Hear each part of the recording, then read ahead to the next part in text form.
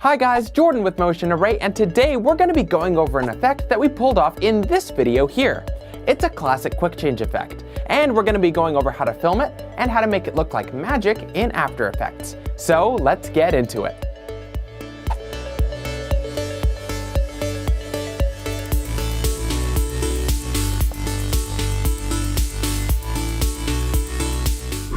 This is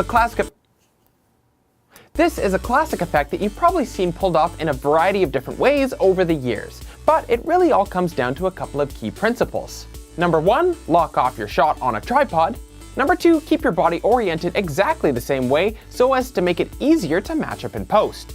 And 3, either distract with motion or completely cover whatever it's changing. Step 1 is pretty simple. Lock off your camera on a tripod. Make sure that you like the way that your subject looks and that nothing else in the shot is actually moving. And most importantly, make sure that the lighting isn't changing between your takes, like at all. So shooting outside and shooting with a window as your source of light is probably a big no-no. Step 2, now that you've actually locked off your shot and you like the way it looks, make sure you know what you want to change about your subject. This doesn't just have to be for clothing, it can be any visual element of your subject, even changing your subject entirely. Now you need to find a motion or an object that you can cover part of your subject with. You can go to the extreme and completely cover your subject with a blanket or another large object. But there are other ways that you can achieve the same result. In this video that we showed the effect with, I just used my hands to cross over my clothing. This worked because there was always a point where my body was covered from left to right, and you couldn't see behind my arms. Remember that the goal is to have 3 parts. 1, a beginning where you start in one state. 2, a middle where you cross over between the 2 states. And 3, an end where you actually reveal the change. But you don't even need to cover your subject with an object as long as you keep your body perfectly oriented between takes. As long as there's a motion to follow through from one state to the other, you can seamlessly cut between the 2 states. Now that you know the basic principle behind it, let's actually go over how you film this effect. Make sure that when you start filming, you start by doing the initial take before the change over and over and over again, making sure to follow through with the motion past where you'd actually make the change. The more times you do it, the more variations you'll have to be able to use in the editing room, and the more likely you'll have an option to be able to merge your clips seamlessly together with. Then, remembering the exact position that your body was in, change whatever element you want to appear different after the quick change. If it helps, keep your feet exactly where they are, or you could put tape down or another object to act as a marker. Make sure that you keep the camera rolling so that you don't jiggle it around by pressing the button to stop it. It can also really help to keep the items that you need to change into within reaching distance. The less you move, the less likely you'll mess up this effect.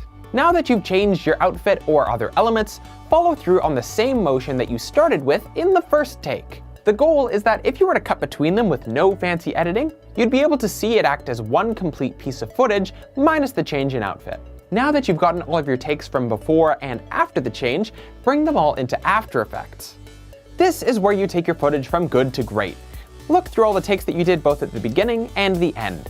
Your goal isn't necessarily to find your favorite takes of each, but which 2 takes match up as exactly close as possible. Once you find those 2, line them up and cut them down so that they cut between one to the other as flawlessly as possible. What can really help is to overextend them over each other and then drop the opacity of the top clip so that you can see them both at the same time. Now, if you're using just a distracting motion, you can actually leave it as just a cut from one to the other, choosing the most violent point to make the cut.